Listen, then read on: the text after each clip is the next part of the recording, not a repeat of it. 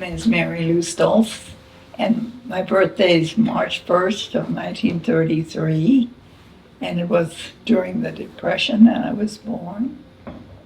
And we lived in the country, and it was a very remote area. Whereabouts? You got to tell us where you're from.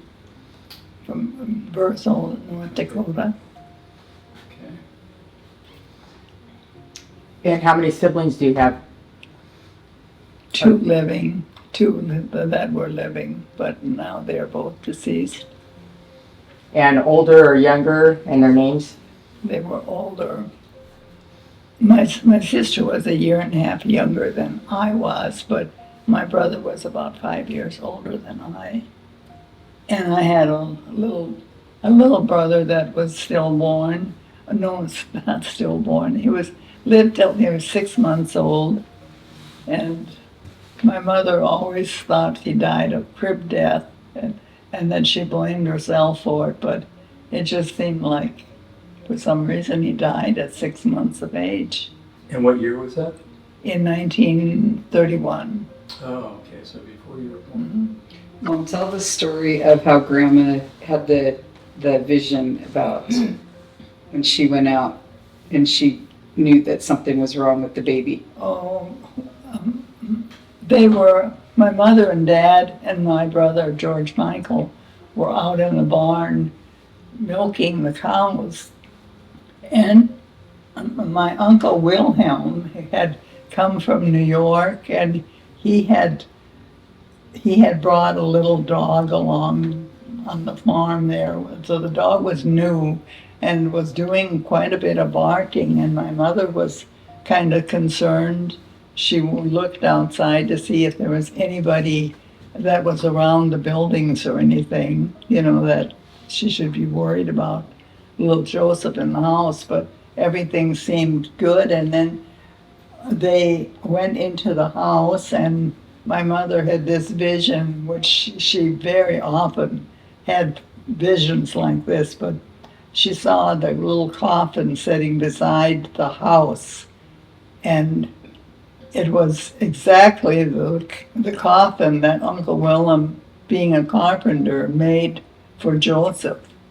And anyway, they went in the house and separated the milk, and just like they normally would, and went upstairs to go to bed, where Joseph was also supposedly sleeping, and they found that he was not alive. And my brother Michael said, "Get him some water, he'll be all right," but that wasn't the case at all. But So Uncle Wilhelm, how long had he been in the country? well, he had been probably for a few years, because my parents had to sponsor people coming from Europe. Mm. And so Uncle Clemens too was sponsored by my parents. When you say sponsor, were they That they have to non-relatives, sign. relatives, or they're non-relatives? Yeah, Were they they're exclusively not relatives? citizens of Okay. the United States. But they were not non-relatives as well as relatives For for sponsorship. for sponsorship, I mostly it was relatives, Oh, okay. because people really didn't know who was in need of coming. Yeah, So if you came through Ellis Island as an Yes. import, you had to have a sponsor. I didn't know Yeah. that. Okay. What's your earliest memory that you have? well, I just remember the coldness of the desolation there in North Dakota. I mean, it was living on the farm and in such a small little house, and we had a stove, a coal stove, and in the kitchen we had another huge stove. It was immense, and that was for cooking and baking, and I remember there was a little container beside on the stove. It's called the reservoir, and that's where people could put water in, and then when the stove was going good with coal or whatever, it would heat up the reservoir, so we'd actually have some warm water, and that was quite a treat, you know. So no indoor plumbing at all. You would No. always have to go outside. No. And everybody had to have like chamber pots and that, but unless if the weather was decent and the outhouse was free of snow, then you could go out there, but it was cold, Wow. cold. Yeah. So when you say the outhouse could be used when the temperature got to what, a certain 40 When it- degrees, 35 degrees? And then sometimes it would be just plugged in with snow. In the blizzards, the snow could go into anything. And I remember too, the clothing we had, union suits that we wore. That was like a one-piece outfit with a flapper on the back. So when you wanted to go to the bathroom, you had to unfasten the button there, but it was all buttoned down the front. And it was really very, very, it was practical because it kept us warm, but then we always had to have like a snowsuit on or something, heavy things. And my dad would take us to school. We had a bus, and what we called a bus, it was a little container that had runners on the bottom for the winter, and the horses would be hooked up, two horses hooked up to the bus. And inside the little trailer, there was a little tiny stove, and my dad would usually get that going so it would feel warm inside at least. And we had a sliding door in the back. And that was, it was very slow moving because the horses couldn't gallop like they could if you were just in a sled, an open sled, which we used sometimes too, depending upon the weather or how it was. But, and the open sled, it would be covered up with blankets or something because it was so cold, the wind just coming in at you. How far did you have to travel? About 2.5 miles was the school. And it was the one-room school that presently is still on my land in North Dakota. And But it was moved to your land. yes, it was moved to a location when all these school zones closed for people going to the city to schools. They sold the property of the land, and then the buildings could go wherever somebody wanted them. And of course, we thought it would be nice everybody went to school there. And I remember my first teacher in the first grade, her name was Wanda Buck, and she came from Montana. And it was quite exciting because her parents were divorced, and that was something that we didn't realize what that really meant. So anyway, when it was her birthday, she was able to bring 2 cakes to school, one from each set of parents. And so What year was that about? in 1940, 40, I think that's what it was. Do you remember when World War II started? I do remember because my parents both coming from Germany, there was maps all over the walls, and my dad would say, well, this is where it's happening now, this is this area.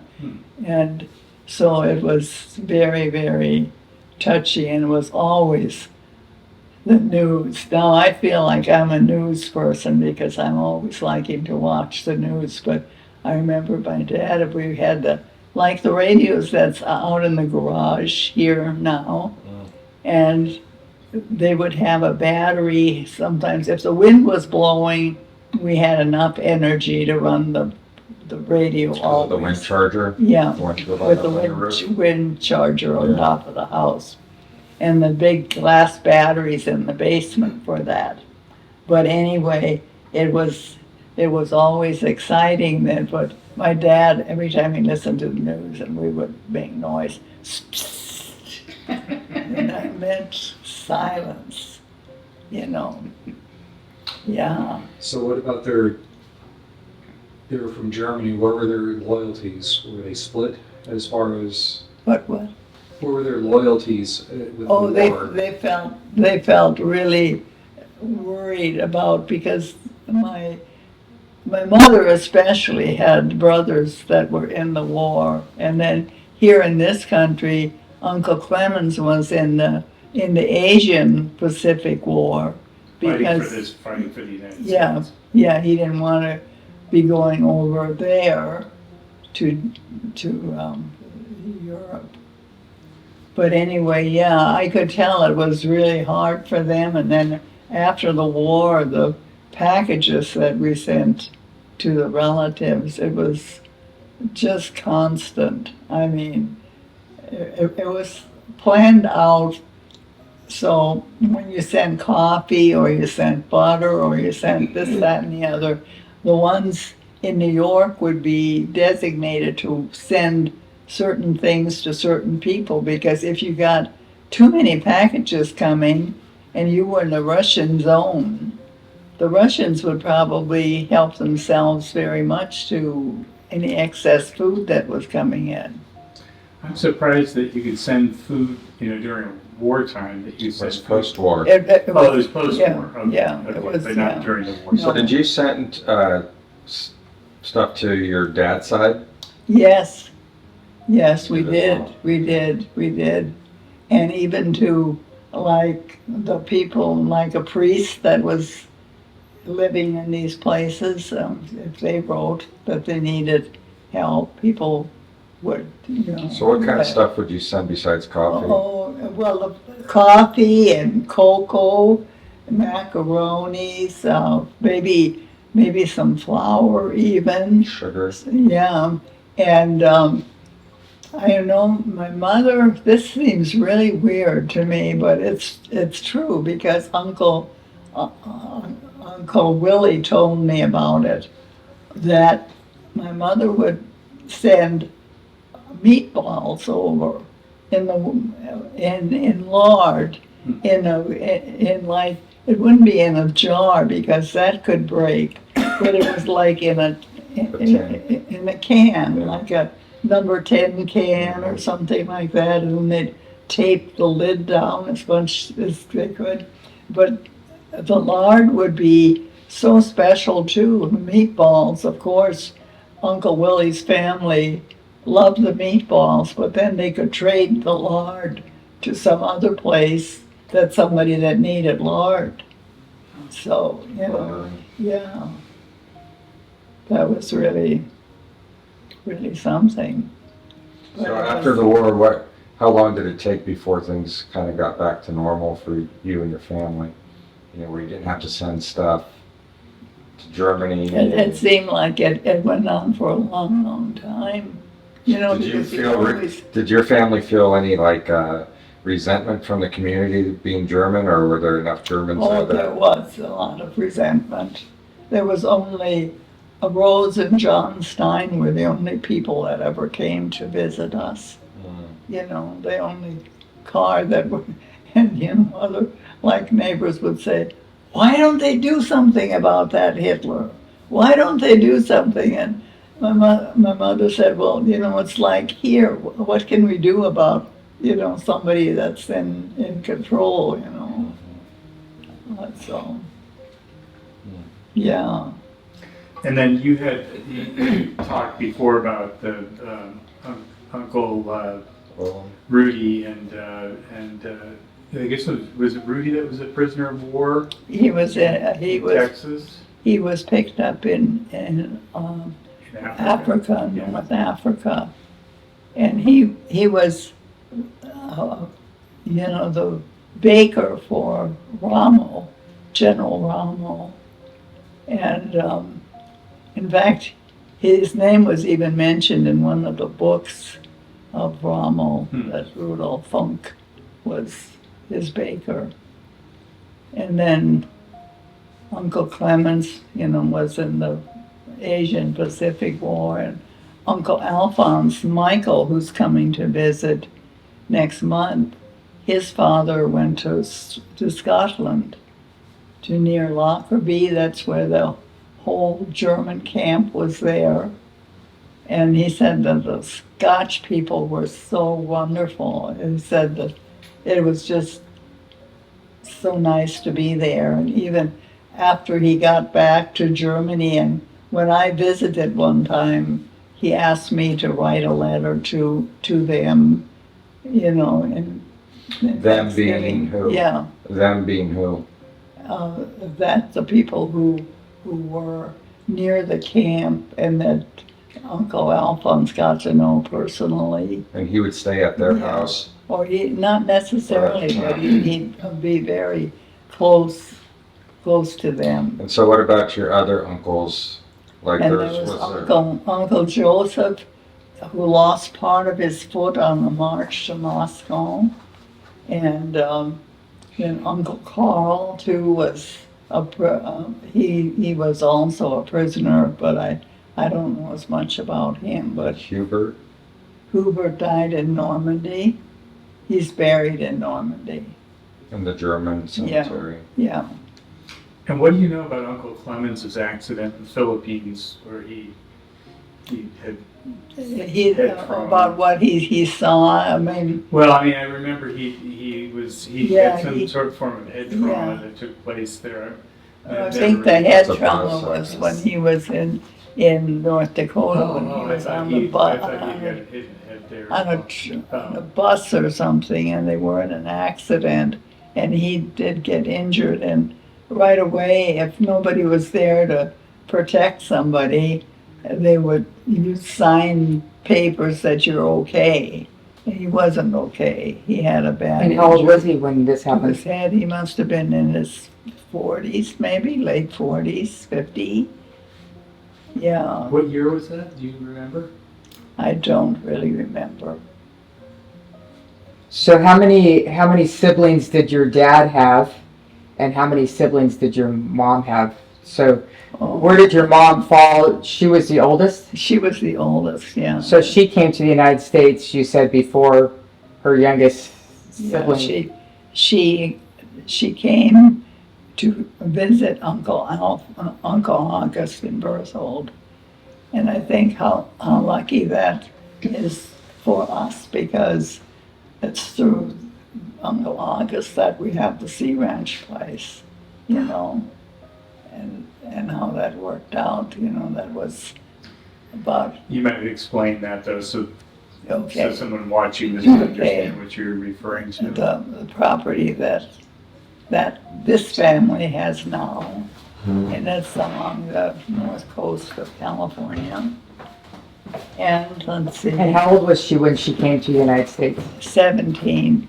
And how many siblings were all of her siblings still in Germany? All of them? Yes, everybody was still They're not in even born Germany, and all one of them was born, Aunt Gertrude was born after my mother came to this country, so she never saw Aunt Gertrude.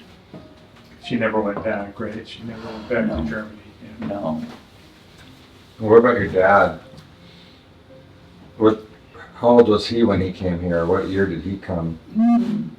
Boy, that's a tough one for me to remember that. He was probably in his late 20s, and he had been in the picture in the living room there, picture of the war where it has like 3 separate parts with a Zeppelin. The Zeppelin is on one of the pictures, and then there's increments of the different times in Germany. But anyway, he was he's actually on that picture, and I have it marked. And that's a German military? Yeah, the German military. So then And he was born in what year? in 1887 in Wolfa, Germany. March 21st, right? You're right. Natalie's birthday. And he was quite a few years older than your mom, right? Yeah, about 15 years older, maybe maybe 16. And can you tell us how they met in Berthold? Well, my mother worked in, she was living with Uncle August, and that was just a little bit out of Berthold, and she got a job in this restaurant to well, whatever to do with Waitress. language. She did go enter the first or second grade in Berthold to learn the language. And so she was working in the restaurant, and when she came home one night, she told Uncle August, there is somebody else that talks German in this area. And he's just knew the Limbaugh family was the only people that he knew that talked German. And so he had to go and ask the proprietor of that little restaurant if that was indeed true, that there was other Germans around.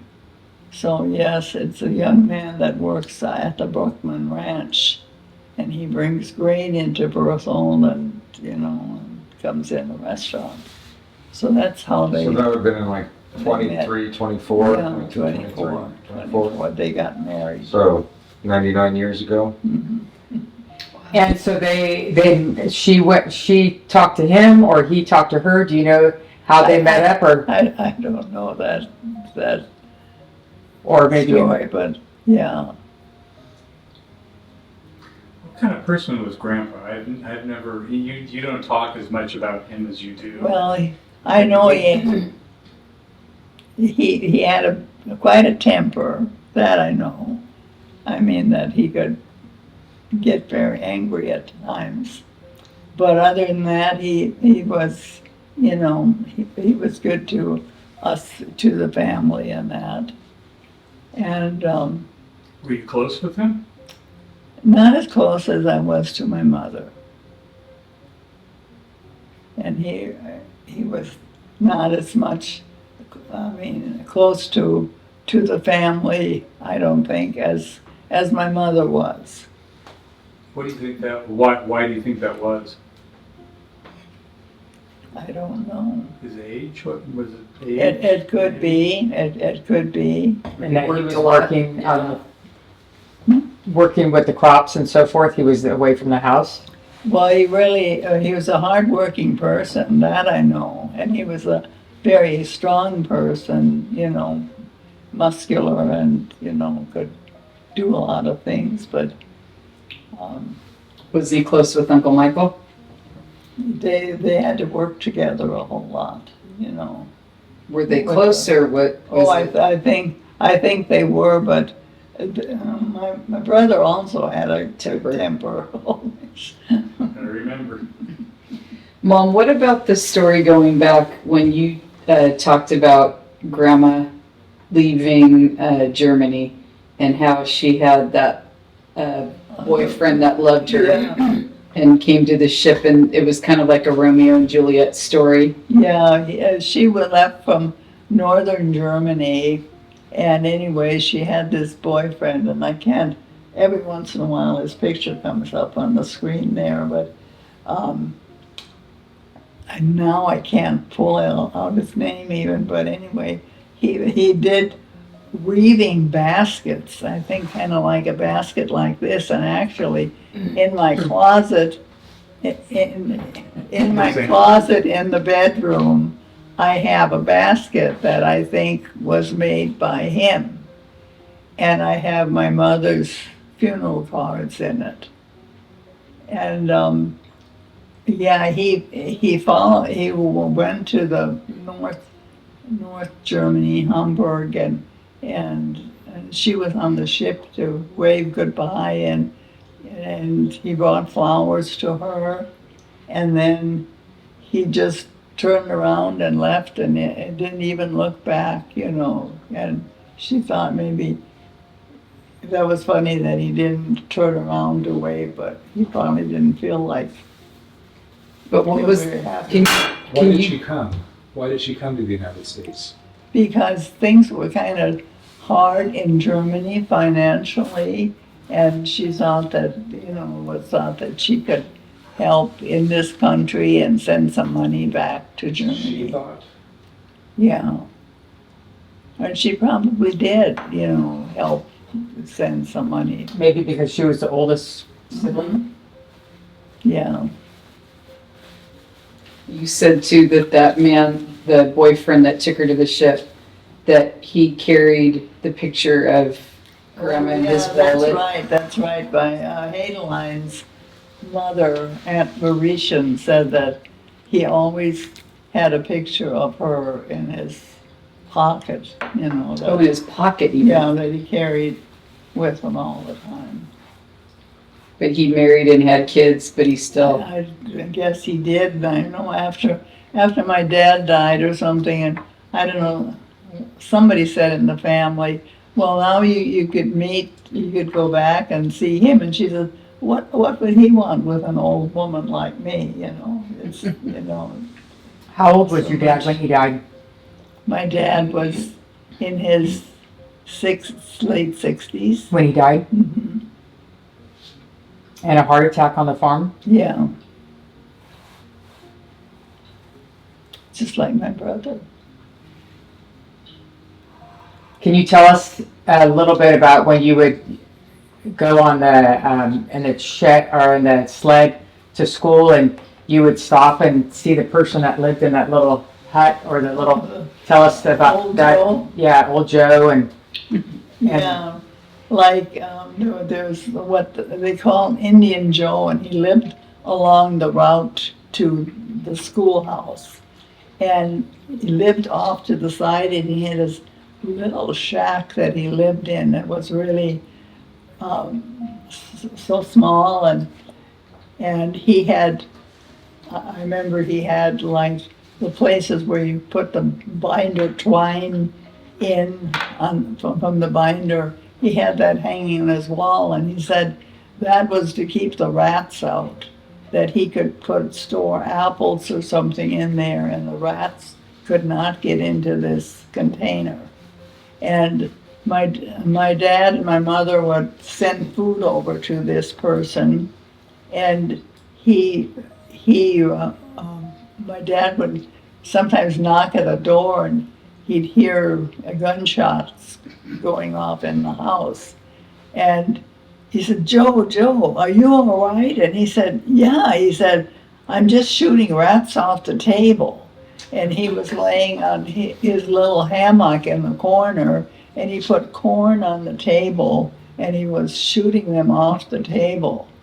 And the horses, our horses, were just scared to death of that man when he came out, because he had such an array of clothing.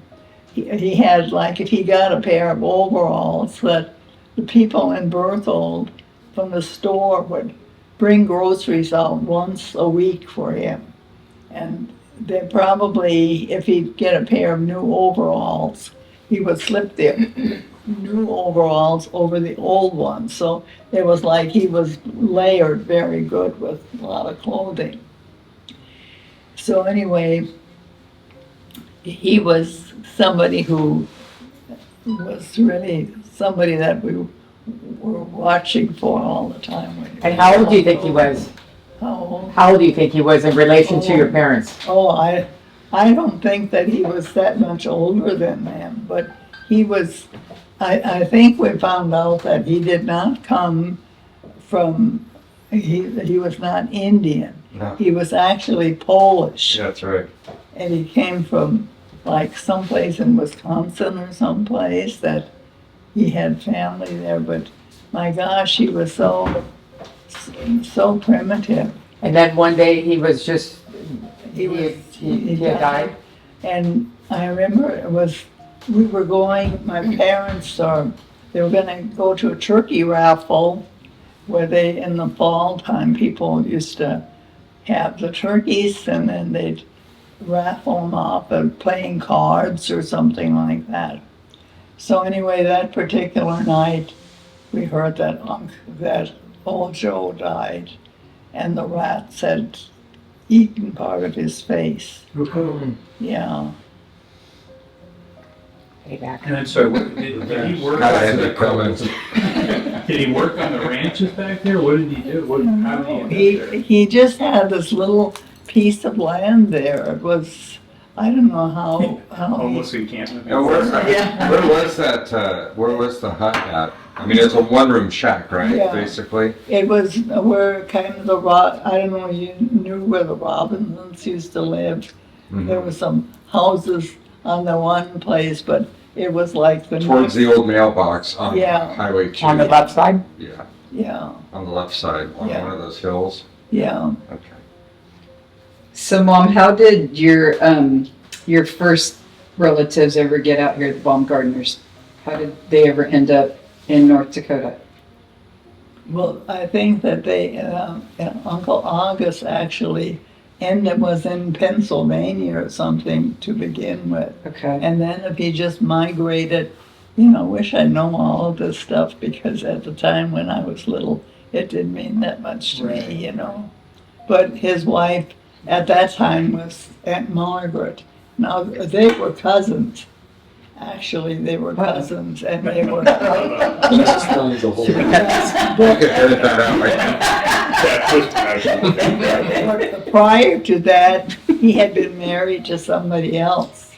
And this woman said that she came from some other state.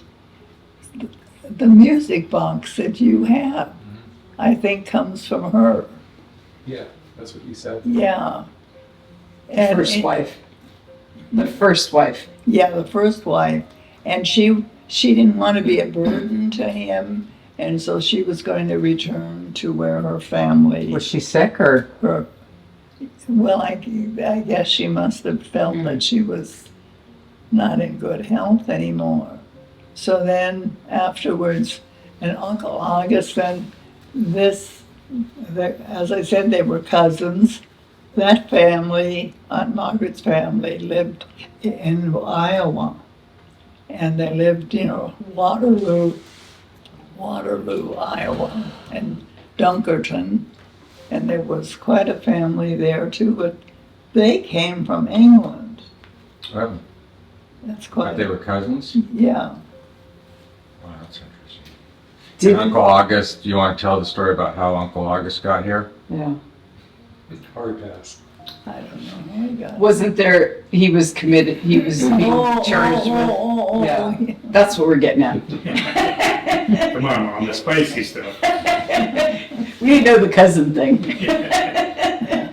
Yeah, Uncle August was at a dance in Hohengander, in the little town that my mother was born in.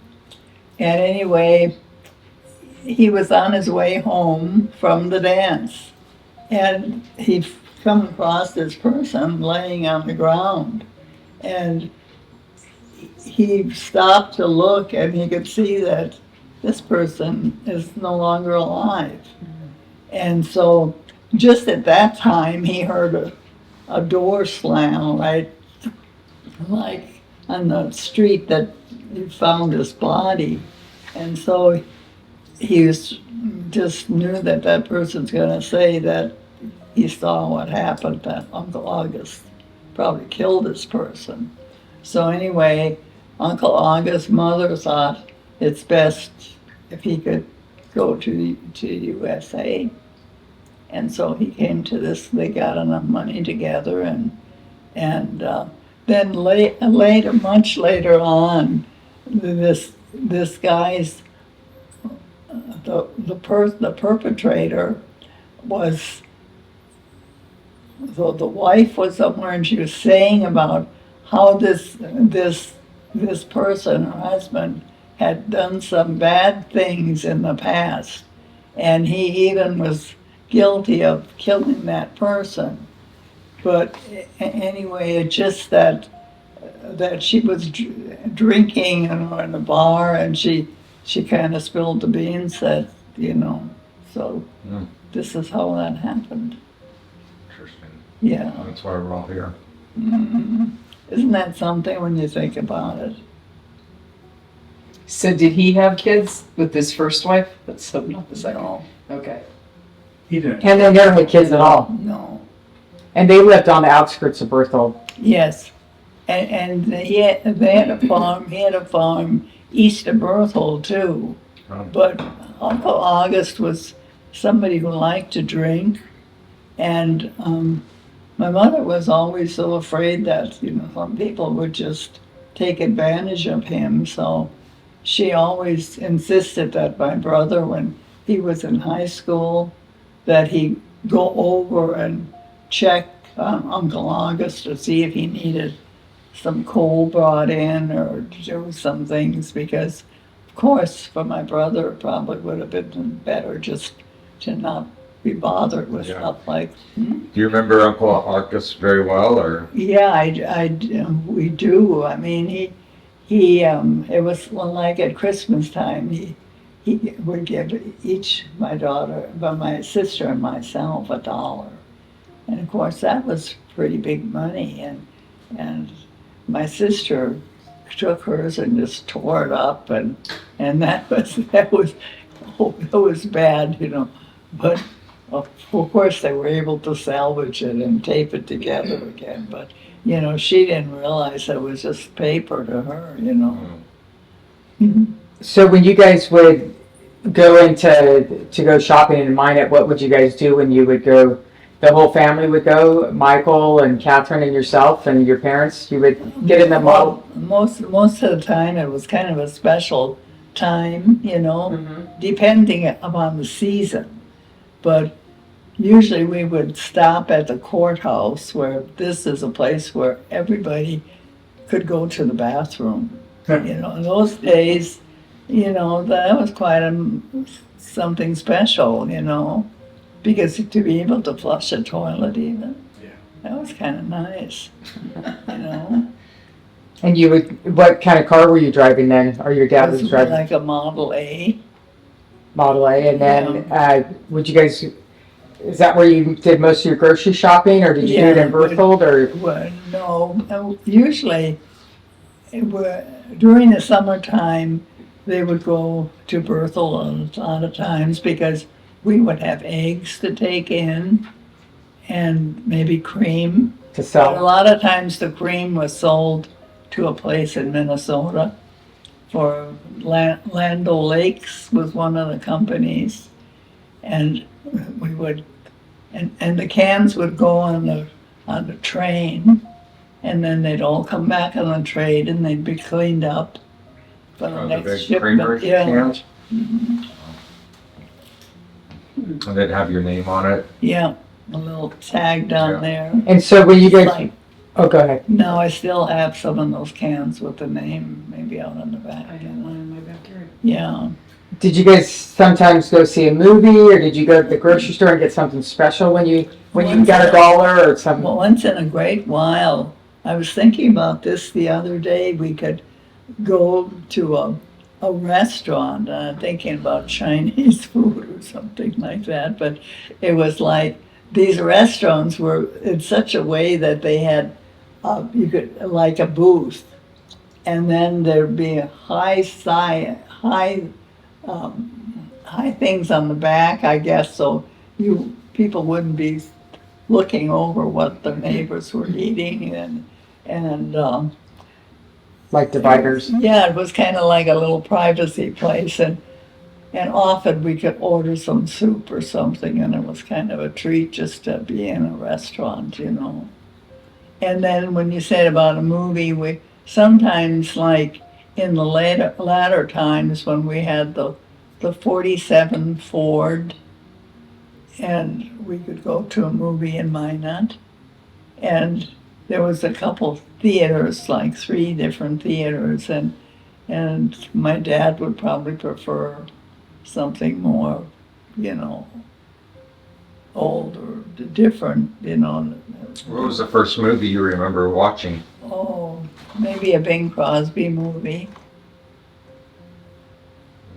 So getting back to school, and high school, did you go in Berthold for high Yeah, school? Or? Berthold High School, yeah. Yeah. And how did you get there? Was it there a bus that took you? Or? My brother would drive, and sometimes, well, he was But he would have been out of Yeah, high he- school already, yeah. right? Because he was 5 years older. Yeah. But he would take you in and then drive back to the farm. Well, a lot of times that was the case, and when I got to drive, then I could drive to the school. And, yeah, How old were you when you got your license? probably 14. Hmm. Like everybody at that day and age. Did you ever have to stay in town when the weather got bad? or- Yeah, there was a rooming house there in Berthold, and Catherine and I would stay in a room there in this hotel, and the Bergs, Jim Berg, lived east of us, and he also had a room there. And many people stayed in the rooming house, but the school sometimes, it was necessary because the storms were so bad, and the roads were And the blocked. rooms had, would they have a wood burning or coal burning stove in each room? Or was there It would a, be a central. like a furnace yeah, that would be yeah. going through the ducts, Mhm. more modern? Yeah, But it's a big brick building, right? no, it was a wood building. A wood building. A wood building. Okay. And they fed you, and did you have clothes? No, we had to go to the restaurant to eat and have breakfast there, and So no cafeteria at the school? no, not for. I'm thinking that I'm not really sure about if we had lunch there sometime. And the gym was on the bottom floor? Hmm. And the brown spot at 12. We used to play basketball in there when we were Oh, back there. really? We'd play in the gym in the old school Yeah. and the boards would be sticking up in some parts. And how many students in your class? How many classmates did you have? Probably about 30. Same in mine there. Yeah. I should call Pauline Kinsella sometime because she was in my class. So how did you decide upon going to nursing school? What prompted you to do that? Well, I had a cousin in Montana, Ann Price, and she was a nurse, and I kind of just thought that would be kind of nice, and I kind of looked up to her, and so I don't regret having done that. What was her name? Ann Price? And Pruys. Okay. That was her last. And on your dad's side? I've never On heard of her. that side, yeah. Well, I used to always be in touch with her sister Louise. Oh, yeah. I remember Yeah, that. but all that family, they're all gone. And what about earlier? You were talking about the friends that would come that were German also that would come to visit on the farm. Was it the Robinsons? Was it the people that went to Canada afterwards to? You just said that there was On my another dad's- German family that would come visit sometime on the farm in North Dakota that they were The German as well. Steins, wasn't it? Was it The Steins? the Steins? The Steins were not German, but they were the only people that really Oh, okay. visited. Yeah. They weren't German? No, Oh, I thought you said they were German. no. And where did they live? And Rose Stein was a teacher near Elbow Wood. She taught at the Indian schools. And she was a very interesting character. And they lived in Berthold, or they lived out in the They country? lived out on the farm, and she always raised some strawberries, and every year she would bring a quart of strawberry sauce for me because my birthday's in the winter time, and then we could have a special cake with her strawberries. Is that the cake that has made of the egg whites and Meringue. vanilla ice cream? That's it. Yeah, it's a meringue that you bake on the brown sheet, like a Yes. paper bag. That must have been tough to prepare that in the house with the wood You burning know, stove. it's really surprising when you think about cooking with a wooden stove. I mean, get the heat up for that and like baking bread and things, it was quite a production. I can't imagine those summertime, they must have been miserable. I know. And we slept upstairs. The room was right above the kitchen, and it was always toasty up there in the summertime. What about when you were talking about, this is going back, how did you bathe since you had no running water? What did you do, especially in the A winter? wash tub or something that maybe if my brother or my dad would go into Berthold and for groceries or something like that, and we would warm up a wash tub. It was a big, like a square thing with water, and just, go in there and take a bath, but it was just really so hard to think about nowadays. People have showers and they just. But not a bath like you actually No, sat in it, or you just washed off? No, you could sit in the wash tub. It would Okay. be about that deep and square, So you just squat in it, basically. Yeah. Wow. And what about in the wintertime to get some heat up into the old house? Well, we had the stove that I used to have in here that I broke the leg off from. That's out in the garage, but that was upstairs in that bedroom.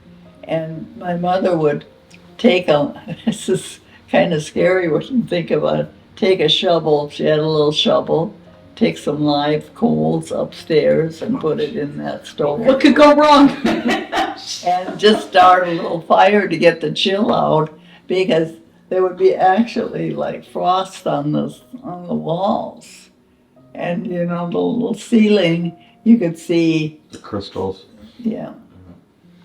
And we had like coats on the bed, extra clothing, like the blankets seemed like it wasn't enough. And if I slept in the bed with my mother and my sister and myself, there was three, and probably the very bed that I'm sleeping in now That size. that we used. Not the same that was mattress. no, it was Same the same bed, Frame. Same frame. the same bed, the same Yeah. frame.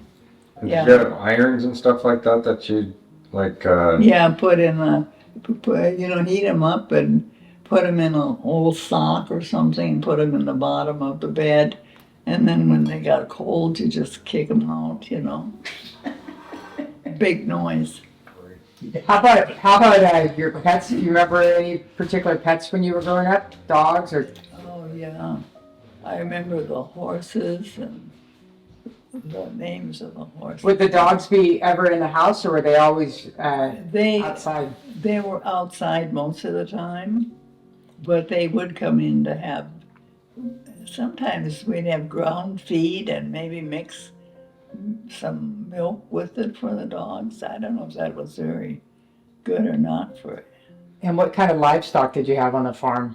Oh, the cows and everything was in the barn at that time. People nowadays, the cows are outside and well, I think about the people that rented the land last year. They lost 30 some calves with a storm that came through.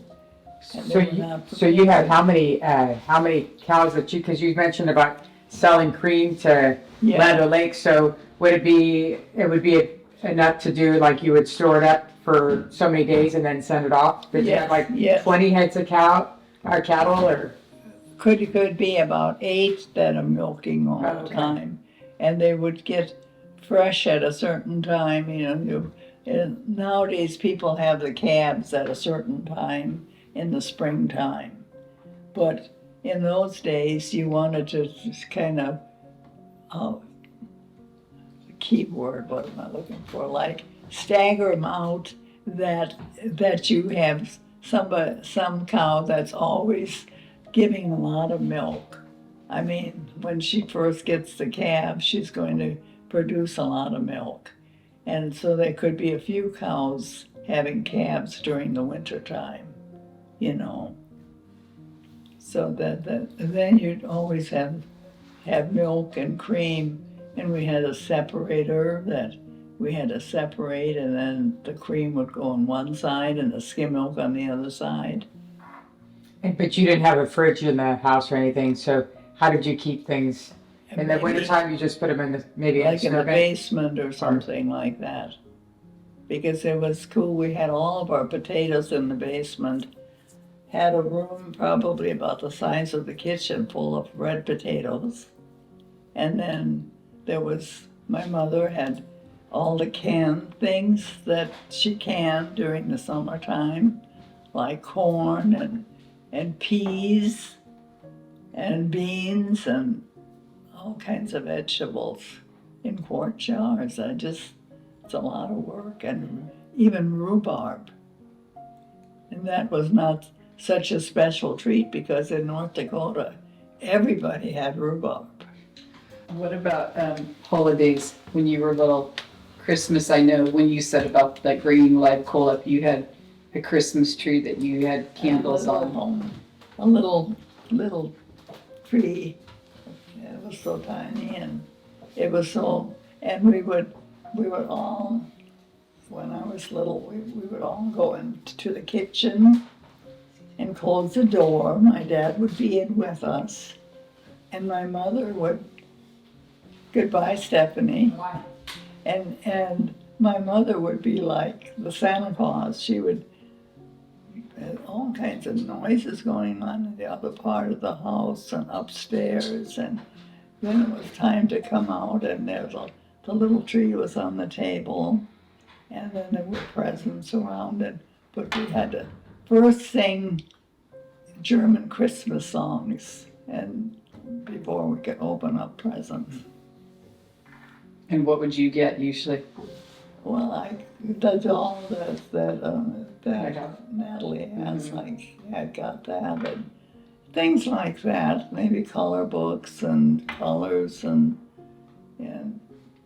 all sorts of things that were different than now. A small little house. 1.5 bedrooms. And the children could go all the way back to the railroad tracks, and they'd have cardboard sliding down from the tracks. Do you remember that too? Yeah. That was, you go wrong. What about meeting Roy and June Rossi? When was the Okay. first time? June and Roy lived across the street from us, and he worked at Bruner's, and they were very, very helpful to us with our barbecues and that. Do you remember the first time meeting Roy and June and how to go, or? I really don't, but I think it was nice because they had no idea who we were, and here people moving in that little house with a lot of little people. And it would be a house that would not be forever to rent because the city wanted to put a road through, which is through now, that road that's going over that Right, for Richard, by the little Chinese church. Oh, first Is you that wasn't there overpass? then? No, that was Oh, it where didn't the house continue. was. Oh, wow. Yeah. Just ended. I always kept thinking It it dead was ended where at our front yard. Centerville, The little where school? the little school is. I said, that was, we lived in that area. I Yeah. thought it was, I didn't know What that. area was right? And then Yeah, Gilgan way. Yeah. the Morimotos lived next to us, the Japanese family, and they were very nice. The grandmother was so sweet, and she just enjoyed seeing the little people And they kept coming. How long were you in that house? until So- you were born. So You were there for a 64? bit. 64? 63. Yeah. Oh, like you no, but when, was she already born or was Yeah. she? No. 63. So she wasn't born? She was, So January. she was born in January, and we moved about that time to the Oh. house on 24th Avenue. I busted the whole thing up. There was not enough room. Oh, there was not. The half the bedroom was like an extended hallway, or an orange Yeah. hallway, Yeah, with one bed in it and all Oh, of you Yeah. remember the big the room. inside? yeah. Yeah, bits and pieces of it. Didn't you guys sleep head to toe? Yeah, It's hard to believe 4 children and, 2 adults. yeah, 2 adults and a 1.5. Yes, it was quite nice. I Cozy. mean, It was nice. we did have it fixed up quite nice, and there was kind of a cotton rug Mom, we have video of that. It wasn't that nice. Yeah, for the time it probably Just was. kidding. But it was. It was yeah, home. We had it, All yeah. you guys was home. It was, I remember Tim getting electrocuted on one of those Oh, yeah, chairs. yeah. That little Rocking metal back chair. and forth in the metal chair, yeah, And the That little spark going lamp through. yeah. hanging That on was the neat. What kind of wall. metal chair? It was like It a was stool. like a Yeah. Yeah. Costco, I mean, like a. Yeah, and there was a an stool. extension cord draped behind it, and I was Yeah. bouncing back And and you didn't forth. wanna You go to should've been bed. doing Yeah, I that think, day. I remember throwing a tantrum about something. Well, there's the house. And I got electrocuted. That's your punishment. That'll teach you a natural selection. Yeah. And I remember the wall was Yeah, pink, yeah. a pink wall. Oh, yeah, it's And inside then the that. And then I had a black Kitchen. spark, black stain on it after I got Didn't you done. didn't you have black on your arm or something? I believe so, I yeah. remember that. Mark? It's a tattoo. I think I may have called the barber shop. Okay. Covered that. So Mom, so you found this house on 24th Avenue, and do you remember what you paid for it, or? Well, I think $2,400. $24,000. 24,000? 24,000. Yeah, it was quite reasonable, and I didn't see it before the papers were signed. It probably didn't seem that reasonable at the time, though, did it? No, I don't I think- imagine so. I It think was you had a jumbo probably real payment on it. money. I think it was. Oh, yes, Yeah. yes, because we didn't really qualify. Right. There was I like remember that. $500 that we paid I up didn't even front. know that. Yeah. And it was the Fernandez that owned the house. They were the first people who had the house that. And he was the developer, I think, in the area, and Yes. that's why they had the Yeah. intercom system. Yeah. Yeah, that was so polite. So were you working back then? Were you working as a nurse back then, or were you Well, staying at home That's a raising great the question. family? I worked in between times to make enough money to pay some of the bills, you know. You did? How much did you work? When we were. Oh, maybe just a couple nights a week. You And know. that was at Mercy on J Street? Yeah. And then Who watched them? Who watched the kids, or Well, we were just good? at this time your dad was home. I mean, you know, that. Was it when we were little, or no? When they were No, little? when the older kids were, like, when would that be? Because I don't remember you leaving the house until after, I think it was like when I was I thought it was 12. before Dad left. Yeah. But you Yeah. probably had wind that Yeah. things were changing or something. Yeah, I know, when the 4th of July Oh, that and was he so and cool. Sherry were out there letting off fireworks, and I remember I had to go to work that night. I do too. Yeah, Hmm. yeah, I do remember But you were working the graveyard shift? Yes, Yeah. yes. So you'd leave late, you'd leave at Yes. 10, 11 that. o'clock? Yes, Awful. yes. And I, We'd sleep while we were at Eight kids school. at home yeah. Summertime. in the And summertime.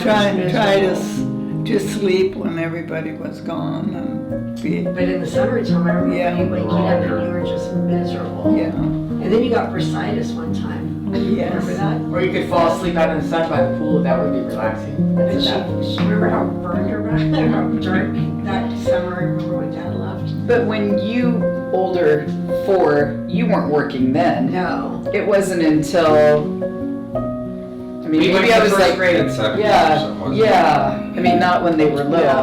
yeah. So when do you think you started working again after, because you had worked until the late like, did you work when you came out here from North Dakota? No, I didn't. You didn't, I okay, think so it was you didn't start 1971. working at, When things got okay, so in the 70s, you went back to work, it wasn't the 60s, okay. So the relationship with Grandma and Uncle Michael, when you were out here, you would talk on the phone with them? Yes, usually on Saturdays or sometime when the rates were cheaper. You know. Calls were expensive back then. At 11 o'clock at night, it was cheaper. Of course, you can always count on that, you know, but late at night, it was cheaper. And the reception was terrible, I remember, like Yeah. trying to hear them Yeah. back there. It was like, what? Really? That was awful. Now it's so different. Everything is so plain when somebody Yeah. calls and, you you can hear everything. So you guys had the recorder too, the audio recorder that you used to record tapes and send them back and forth. And I remember they had a tape player on their end, and the boxes were sent back and forth with Yeah. the labels on them. That's I don't right. remember that. And maybe some are still in that back room. Yeah, well, we had them converted. They're on the YouTube channel, so you can all listen to them. Yeah. Oh, wow. Yeah, we listened to one, Yeah. right? Yeah, there's four. I think there's four of them that are up there. I think they're 20 minutes each. We would open the door and we could see the little tree. The little tiny artificial tree was on the table. An artificial tree? Yeah, a little artificial Can't tree. even imagine if they made them at that time. Yeah, Well, they it was What just, Probably easier to find than a real tree back just there. a tiny little tree. Could be Sometimes we plastic, might have right? had a big one, maybe a real tree, but usually it was that little tiny tree. What was it made of? And just artificial, the Plastic, metal. They didn't have plastic then, Yeah. right? I mean, it was plastic. must have been the like thing? plastic or something like that. And anyway, we would have to sing some German songs first before we went out to open up our presents. And there could be like coloring books that you could put water on the pictures and they would turn colors with Do you remember little, anything like that? with I little, know, but I felt like there was something. We like had that, yeah, there is, with little brushes. yeah. And you could touch with some water and it would turn pink or blue or this, that, and the other. That was pretty exciting. Yeah. And coloring books, other coloring books, and things of that sort. It wasn't anything fabulous, but it was always nice. Well, whatever it was, it was good. And Easter? Wait, we go back to Christmas, the tree had lit candles on it, Yes. real candles with Yeah, fire. That's right. My In mother Germany, they do would that watch too. very careful because they were little candle things where they were metal and you could put the little candles in and then it could clip onto those I branches. have one of them. You gave me one of them, I have Okay. it, Wait yeah. a minute, you got one? Just kidding. Yeah. But Easter was another thing that we could go sometimes outside or go in the barn and somebody would be hiding eggs for us. We didn't know. The Easter rabbit did that. Came in and took the eggs and they were in the barn, in the haystacks, and if the weather permitted that. But otherwise, they'd be in the house somewhere that these eggs would be like, it was very mysterious. We didn't know who Were they colored? Were they Yeah, colored? yeah. Yeah. Wow. My They were dad, hard boiled and colored. my dad and my mother would have cooked them up when we were asleep or something. Because it was just a miracle that all these eggs, where And did would they come from? there be some candy too, or just eggs? Well, there was some candy too sometimes. Like the larger eggs that were kind of made out of more sugary things. You probably remember Yeah, those. marshmallowy kind of. Yeah. What about the Raleigh man? Was the Raleigh Oh. man, was that The Raleigh man and the Watkins man. what? Oh, and, yeah. and Watkins. they came around and they sold like nectar, and my mother would always have the little bottles that she'd saved for us, and they had like a little where you could drink out of, but on each side it was like a little glass thing that you could hold on to tip it up. My mother always thought it's good for everybody to have their own little bottle. She was quite ahead of her time. And the Deputes would come over, and we all had a little bottle. And everybody could carry their little bottle around and have their nectar in it. Oh, I didn't even know. Yeah. That's cool. And we had a little thing behind the JQ's house where the washing machine was in. If anybody remembers that, there's a washing machine in this building. But behind the building was the bus that in the wintertime my dad I remember would hitch that, up yeah. the horses, 2 horses, Yeah. and take us to school in that bus. But anyway, in the summertime, it was a playhouse. And it had a deck on it. My mother would grind horseradish on that, you know, like fasten on the deck the thing for the horseradish. And then there was a little table in there, and we would have little parties. We could have little parties for if the Deputes came over, and my mother would make some donuts or fadaman, and we'd have a little party. And that was always nice.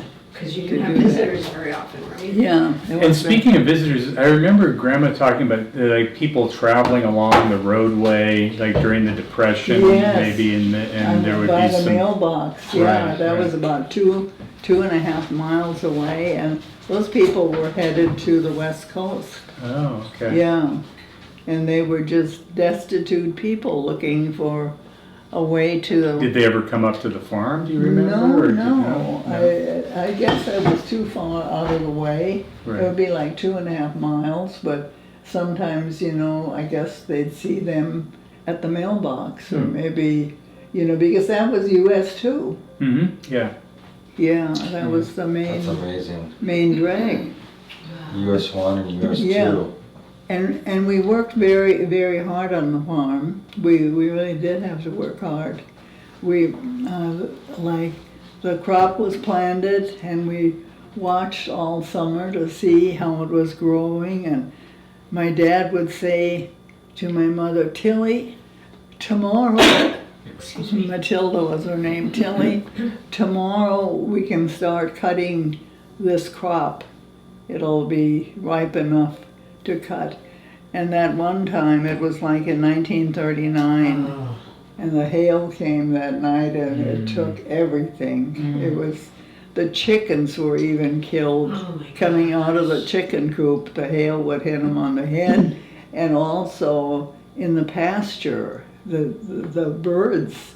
We went out there with a wagon and just picking up wagon loads of Oh my God. of dead animals, because the hail was so intense that when they came out of the holes, the gophers and that, they were dead. Oh my God. Yeah, it was really, really That was a a terrible year all violent around, storm, too. yeah. And was that the end of the drought that was that kind of in I 39? think so, I think 40? so. Yeah. 39, yeah. And do you remember the drought years when you were a young child? Do you remember how? I just remember that it was really, we were very poor, you Yeah. know. But do you remember like the dust coming in the house, or do you remember I don't having to remember deal with- that as much as maybe I should have, you know. But I know that my mother used to say that you'd have to put cloth around the windows to keep the fine silt from coming in. When the wind. I have a question for you. I read that article this morning in the New York Times about the Golden Gate Bridge, and Margaret was asking me about a relative of ours that worked on the Golden Gate Bridge. Who was that? That was Aunt Louise's son in Long Prairie, Minnesota. And he actually died. He got like pneumonia or something. Oh, so he did die from. yeah. Margaret remembered him Yeah. dying. I didn't Yeah. remember that. Yeah. So it was just Yeah. from the conditions there. that- Yeah, Interesting. unhealthy conditions, yeah. Yeah. Uncle Clemens, when did he move to San Francisco, and how long was he in San Francisco? He was in San Francisco quite a while. Because I remember Yeah. pictures of him Yeah. on Gilgan Way. He was on the street was Turk Street that he lived on, Turk. And once in a great while, if he was headed back to New York or something to see Uncle Willem, he might have stopped at our place. So it was on the to see bus, us. he would take the bus back? or- Yeah, usually, Yeah. yeah. I guess that was before people flew coast to coast Yeah, very often. that's He probably right. have a lot of That's money for right, that. Yeah. Yeah. And so- when was he he was in a bus accident, right? Yes, yes, Yeah. exactly. And that was going to where? Going to New York, I think. and he was hurt at that time, just like Beatrix or somebody, you know, they had a concussion and they just, you know, somebody got on the bus and you're okay, you know, yeah, you're okay, you know, like that, and he wasn't okay, you know. I remember him back at the farm when we went back there when Greg was like 8, I was like 9, and you were like 10 or something. He saw all this, he was going for a walk and he was working in the kitchen at that time because he was a baker. Yep. And so anyway, he walked past a whole bunch of soldiers and he continued on the walk, and when he came back, there was just a mess of blood. They were all killed. Oh my God. And he, you know, that was very tough on him too, to see all those people dead.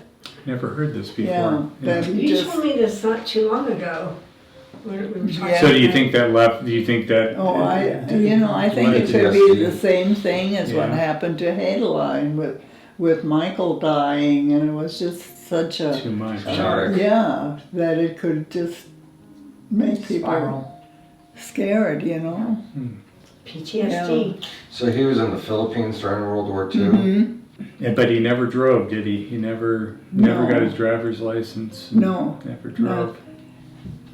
that's right, he never did.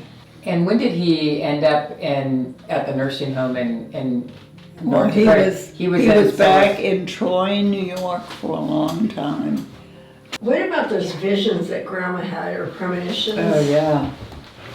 Yes, She used to tell me about him and scare the hell out of me. Heck yeah. So the first one I remember was about your brother, right? With the grave, baby. Joseph Clemens. yeah. Right? Joseph, yeah, she knew that the dogs, they had a new dog that Uncle Willem or somebody had brought to the farm, and they were out milking the cows, my dad and my mother, and the dog was up by the house and was barking quite a bit, and my mother stepped out of the barn to see if anybody had come or why the dog was barking so much. Well, anyway, then when they went to the house, she saw this little coffin sitting beside the house, and didn't think too much about it, you know. It just, you know. And then when they took care of the calves and gave them the milk that they needed, and then went upstairs, and my brother Michael said that he noticed that Joseph was not alive, and that give him some water, he said, that'll help him, you know, but he was dead. And It's sudden, what is it called? Yeah, But then you said the coffin, yeah, the real coffin, yeah, it looked just exactly like and it was what made Uncle by, Willa made, yeah, yeah. Good. Yes, we keep. and then there were other premonitions about a package for the war. Oh, yeah, well, even Uncle Hubert Yeah, that died. that's what made me think of it. Yeah, she said that she said something about, you know, after she had masses said for everybody and praying for people, and then she said, it was like Hubert said, and what do you have for me, Matilda? And she said, I will have a mass said for you. And that was, you know, Wow. yeah. And there was another one too, about the wheat coming out of someone's face. Mm. Remember that? Somebody fell in the Oh, that was somebody that my dad had worked on the Bruckman Ranch west of our place. The Bruckman Ranch was, it seemed like it was a huge ranch that, you know, many thousands of acres, and this person was working in the field, and I don't know if the horses ran away or what with the binder, and he was really cut up badly. And my dad was in the other side of the field, and he saw Albert was his name, Albert waving his arm, and then he went down. Oof. And he ended up, they took him to Trinity in Minot, and lo and behold, during the healing process, wheat was growing out of his body.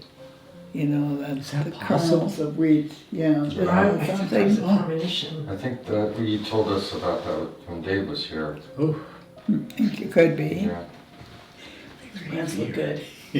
that would be something some else. weed Huh? in there. Yeah, and and my aunt that lived in Havre, Montana, Aunt Frances, that was my dad's sister, and So we one went of to them her lived in grave. Minnesota. Yeah, and anyway, her husband worked on the Bruckman Ranch too, Uncle Theodore, and he came from the country of Holland, and isn't that something how they met up Wow, yeah. on the farm? I mean, on the Bruckman Ranch like that. But now all of this stuff is gone. You know that nobody thinks about that. What You kind know, of farming accidents would happen back there? Like Well, I during- think runaway horses. You know, like to fall in the binder. There would be 4 horses on the binder. Uh-huh. 4 horses, and the sickle would be going all the time, you know. So they were pulling and creating Yeah. the movement of the sickle. And if this happened, the horses could be skittish and scared, or something could jump up in the field, even a rabbit or So if the fox or- person controlling the horses would fall off, then they would be. Yeah, they could be righted with the sickles. Oh Yeah. my gosh, I can't believe someone can survive that. Yeah, and then of course too, they had thrashing machines. And that was quite interesting because the binder is the one that would be cutting 4 horses too on the binder, and they'd be cutting, making bundles with the string, the twine, and you always wanted the bundles to be nice and compact, and then they would be dumped on a certain row all the time on the row. And then afterwards, that was our job as children to go with a fork and make little shocks. And then the grain is sticking up, and the sun could warm it and ripen it, so that when the thrashing machine would come to our place, and there'd be, like the steam engine would come ahead of time, and you could hear that that sound of that steam engine, and it had lugs on it that it would dig into the road, so they had to be careful. Yeah, it's like tracks, right? Yeah, so not go, Yeah. you know, someplace where the minimum amount of transportation on the road, on the highway, because that would Dig it up, destroy, yeah. And so anyway, that was quite exciting to have that coming to and picking up, and then you'd have you know, different teams coming, maybe neighbors with their wagons, and then loading up the bundles and then throwing in the machine, and then the grain would be in one area, and my dad would usually be the one to take the wagon home to shovel it in the granary, maybe have an auger of some sort at some point. And so anyway, that was quite exciting. But at nighttime too, all these horses had to come to the farm, and they'd have to go into the barn because they had to eat. You know, they had to have grain, they had to have water, they had to have hay for the next day. I remember one time my dad, some of these horses were kind of, you know, he didn't really know them, and he was walking behind, and He got kicked very badly by one of these horses and a bloody leg. It's like having your cat there. Yeah. I remember Uncle Michael too, when we were back there one time, he got. By a Was cow. it, A do you bull. remember that, a bull? Yeah, A bull yeah, kicked yeah. Oh, him. he was so mad, he picked up like a That big piece of wood, 2x4, broke it over yeah. his head. Yeah. What did he I get? fixed it. The bull, he Don't had. say what he It was said. probably a steer, I think. I Yeah. don't know if it was a bull. It might have been a bull. But it It was was, scary. he was like the it other was ones. I big. think he was a steer, but he just got angry and hit it over the head with Were you a there 2x4 too? and broke his horn. Wait. Ooh, Yeah, I You remember could've that. been there. You guys were there? Yeah, it was I the remember one, that. there's the granary, right, the red granary right across the way from the house. That Oh, was, was that the time that when, was the horse, that's where they'd load the cattle up in the Yeah, shoot. the Yeah. chute there, it was right there. I think I was 17 then, when I drove to the station. That was Yeah. 76. That was the last time you went there. Yeah, And remember the wild horses at the farm? yeah. Remember out They in were the really field? beautiful, I remember. They were, And they were but they were scary, chasing too. us You that could time, never get and we had to close to throw them. fireworks Oh, to get really? them to go. We Oh, were they out ran there, away we were from you. picking gooseberries or something, and it seemed like the twins were little. I don't know if Vague memory of when I got lost in North oh Dakota. yeah. Oh, I remember Do that. you remember how that transpired They had as a far plane as looking like for 'em, or a helicopter. like the search, like when they figured out how? Because I never really, I only remembered my part, Yeah. but I didn't remember like how the search thing got started. where were you? You were out. Mark was out with somebody. The Bruins, yeah, The Bruins, I right. was with the Bruins Yeah. herding cattle. And they said you started to go home, and you were going the wrong way, and nobody. Well, they told kept you. telling me to go over the hill that there was a swimming pool or something. I mean, they were being mean, you know. Yeah, They you were could junction. sending me over, so that's And how how I old got were you? Yeah, about 5. Yeah, I was pretty small. I was. You were very small. That was really scary. And it was scary because it was a storm coming up too. Yeah, there's a big And tornado was that was really, coming. really bad. And I know my mother got in the car and she was she shouldn't have been driving, but she was out in the pasture looking for Tim. She could have run And- right over. Why should she not been driving? Was she too Yeah. old then? Well, she just She wasn't didn't. a strong driver. Yeah. No, That's very polite. Yeah. So anyway, Billy DeBelt had a plane, and they called Billy DeBelt to go up in the plane and look for you. And that's where they found you, in the pasture, adjoining pasture of our land, somebody else's pasture, and you were in there with, I don't know how many bulls that these people had from some foreign state. Foreign state. You know, like They were from Texas or Montana something, yeah. or some Yeah. of these, they were. Exotic bulls. Yeah. And so anyway, Oh my it God, was this is all coming because, back to and then me. Billy DeBelt was able to circle around. And I think Tim. Dad was in the plane with him because I remember Yeah. I was waving Yes. to them and Yeah. flying. A red Yeah. scarf for the bulls to. Yeah. Well, they were literally on the other side of the hill. I Oh was my sitting gosh. on the side of the Next hill, and to they the were like swimming on the pool. other side. So that was, Yeah. that was that story. Oh my And God. Then how did they get you? They Well, can't- there was the red truck, the red My brother cattle truck. was. He was driving that, Yeah. and they came over the hill. Yeah. Not long after. That was It seemed like forever. It seemed 72 like Ford. it Who seemed was like driving the truck? Uncle Michael? Uncle Uncle Michael, Michael. yeah. Yeah. No, it wasn't 72.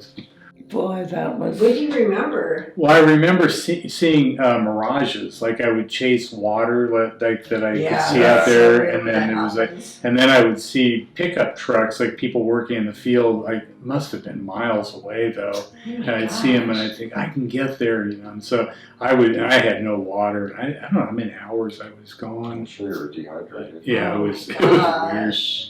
But it was so, like, when they finally got me, I remember eating, like, I couldn't stop eating and drinking when I got back to the farm because, That was sad when everybody left me back there. Oh man, poor Stephanie having to be the last one to leave too. yeah, how did you do, I mean, how many years were you back there by yourself I left in out there? '88 and she came out here in '96. I 96. think. It was So after you were, Julian you was were there born. for 8 years by Yeah. yourself.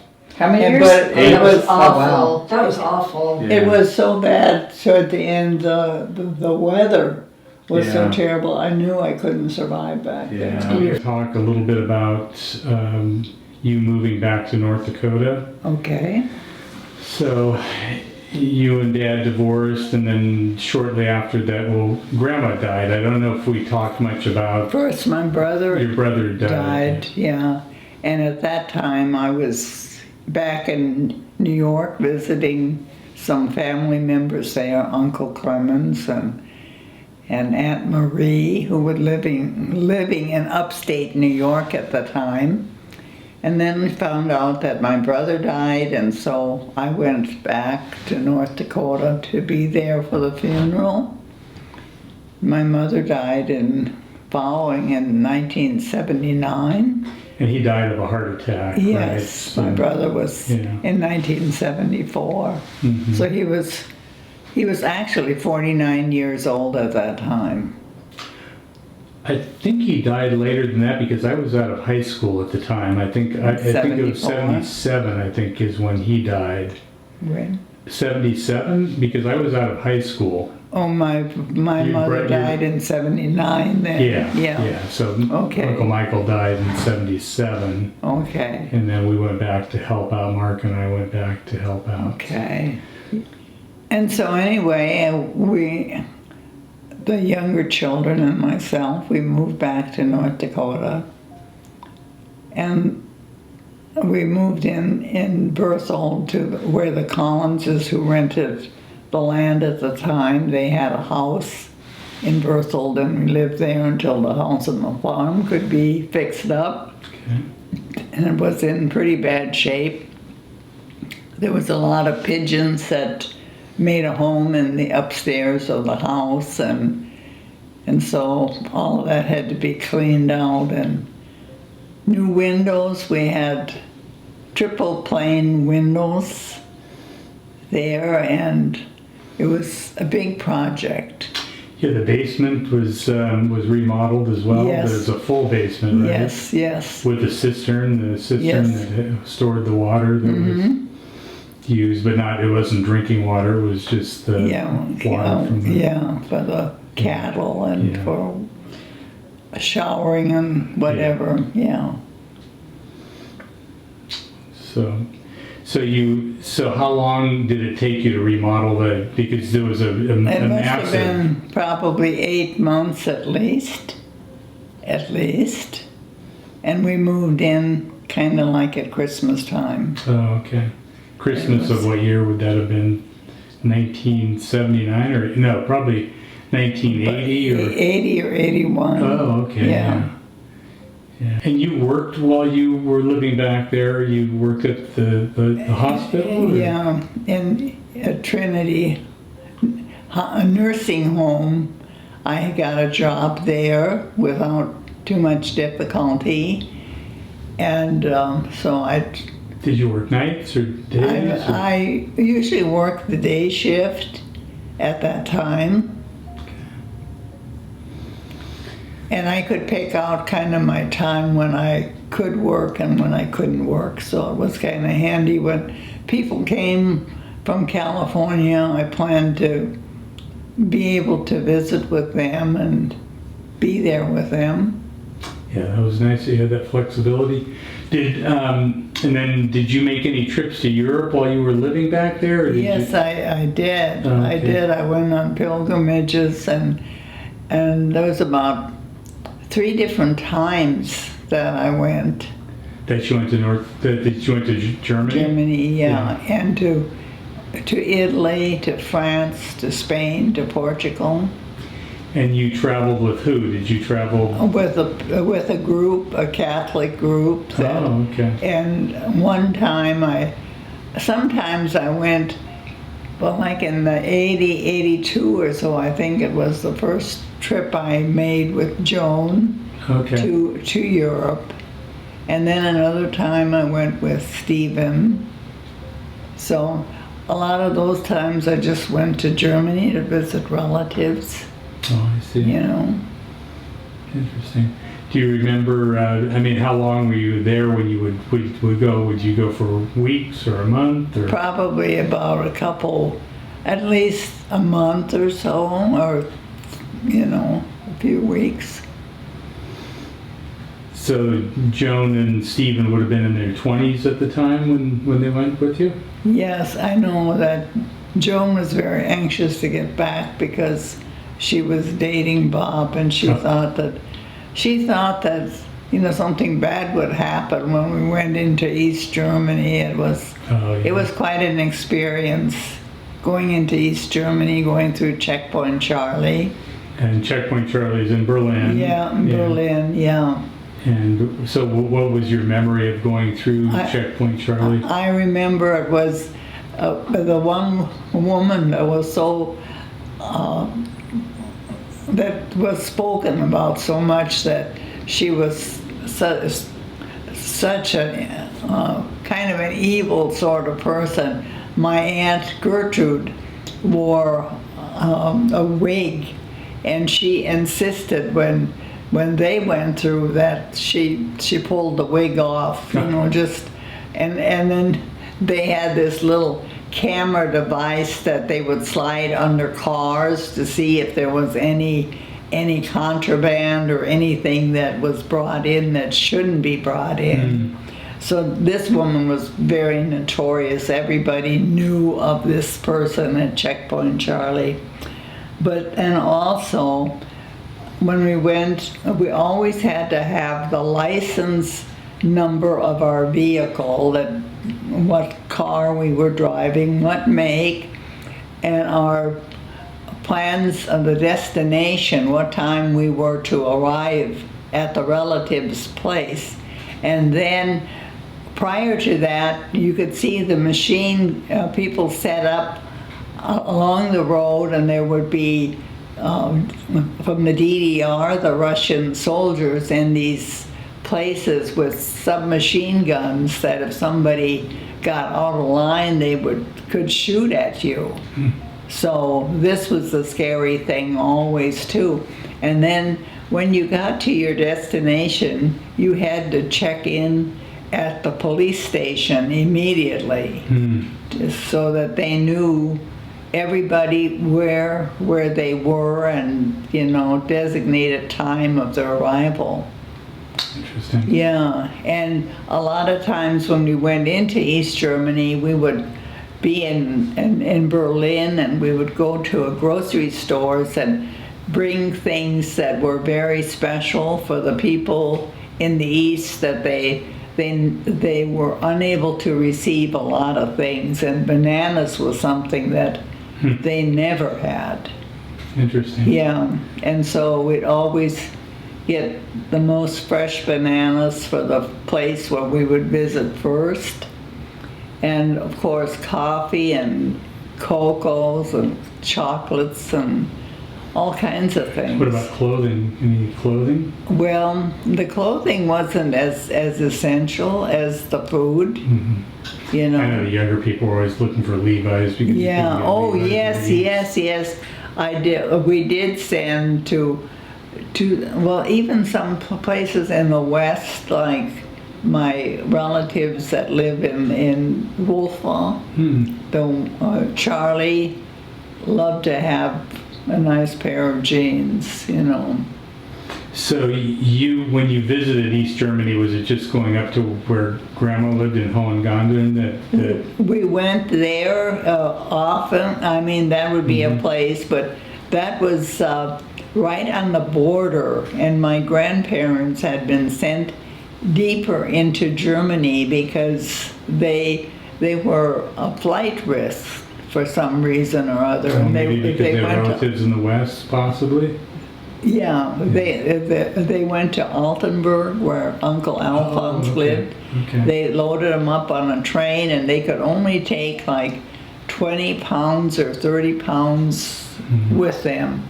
And my grandparents were old, my grandmother especially, and when they got to this place where they were to stay in Altenburg, she thought it was a prison, but it was like many stories up, and she was kind of you know, that she had to stay in that area because she was not able to go up and down the steps like she did earlier in her life. Yeah.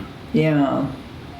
So that was interesting. And Uncle Alphonse lived in Altenburg, and he was very helpful to the grandparents. And that was very, very special because other people were in the West and they'd occasionally get to visit in the East, but Uncle Alphonse was there all the time for his parents. So that was nice. Yeah. So anything else that you remember from your trips to Europe that you, I mean, I guess over the years you went to other places other than Germany. Oh, yeah. Didn't you went to, Yes. you go to Paris and any, Yeah. Italy, did you make it to Italy? Yes, we went to Italy to Monte Cassino. I love seeing that on the mountain, and it was where Saint Benedict had his oratory or whatever. But anyway, that was quite a place because during the war, the Germans, they had hold of this Monte Cassino, this huge mountain, and they had below there was a Polish cemetery, there was a United States cemetery, and they could just pick off people as they came up the mountain. And it was quite a place to see, and it still is very interesting. Yeah. Yeah, and then we went to Rome too, and that was very nice, and Yeah. all of it was. Yeah. So how many trips did you make to Europe, all between the pilgrimages and the regular trips? Gosh, I wish I would have kept more track of it. I do have it in journals about. Yeah. I made 3 pilgrimages with the religious groups, but sometimes at the end of those trips, I would take off, maybe leave Paris and go to Germany. Oh, okay. And I'd go to Cologne and visit, and then we'd probably visit some other relatives from that point, and go up to Hanover where the Bachmans lived, Nice. and go to Hohengaundern where my mother was born in that part of the world. And also, my father lived in the Black Forest as he was growing up, and his family, and that was very special. Emily came from that part of the world, and it seemed so different than the rest of Germany. It was maybe more primitive, but very, very beautiful. And the houses were so unique, and everything was very different than the northern part of Germany, where it was more like maybe in this country, where everything had a purpose, and businesses and manufacturing. More modern. Yes. That's the key word I'm thinking about, modern. Yeah, because in the Black Forest, some places they hauled manure up into the grapevines up on the mountainside, if you can imagine hauling manure on your back. I mean, this is very primitive. Yeah, but that seems like it. Yeah, and it was so wonderful seeing all these people. And then in Wolfa, they used to float the logs up to the North Sea. They cut the trees down, and men would be riding on these logs all the way up to the North Sea. Really? Yes. Interesting. Yes, it was very interesting. Seems like something that would happen in the Middle Ages. Yeah, and they there was a lot of, talk about that too, and they had like reminiscing certain times in the year where they would show how they did that. Yeah. Yeah. Interesting. So I don't know how many lives could have been lost in those times, just Yeah. floating them up to the North Sea. Yeah. And after that, I don't know what happened to the logs at the North Sea. They probably went to some other countries that didn't have trees like that. Yeah, probably. Yeah. Yeah.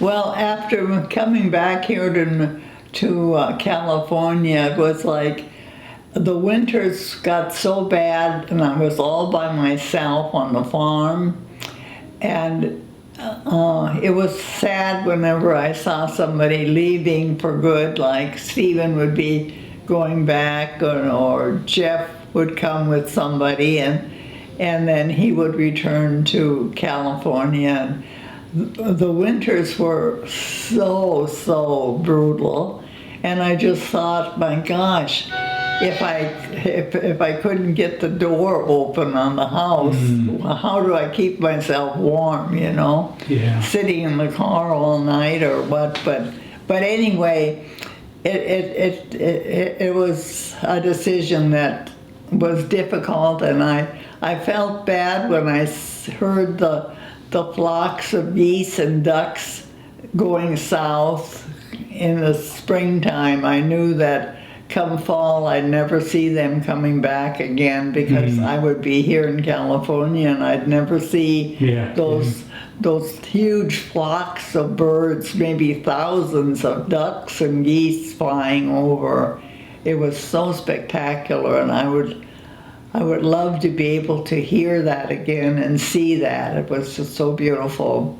But anyway, it was nice to be back here in California, and I found this little house that I remember the realtor, Frank Bikini, told me, brought me to this house, and he said, we'll go to see some other houses. I can't remember where that was, but anyway, I walked into this house and I just knew immediately this was where I was going to stay. And so I called Tim right away to tell him they had an old-fashioned phone hanging on the wall like we had in North Dakota, with a little crank on the side, and I called him and told him I found the house, and that was so wonderful. And so I've been living here the longest of any place that I've lived, in this house. Yeah. Interesting. Yeah, so anyway, it is definitely home to me, and I just enjoy looking out the window, and that's what I always thought when I looked at these other places, and I thought, what will I see in the morning when I get up? And this answered all the problems. I just And you got to be close to all the new grandchildren that were coming, because a whole batch of them That's came right. along. There was the older set, and then the younger set. Now the younger set is all grown up again, and now we have the great grandchildren. Yeah, you have a... With Amelia's little people, Dexter and Maitland. Yeah. So, And Maitland is just now turned a year old in January. Yeah. So that's the story. yeah. Well, you've had a good life, and this has been this is a nice place. Yes, and I'm going to be 91 this year. Yeah, in March. in just less than a month. Yeah, really. Yeah. Yes. Well, I'm glad we could do this together, and it's been enjoyable. And well, good. Well, thanks, Mom. You are very welcome. You did a good job there. Thank you.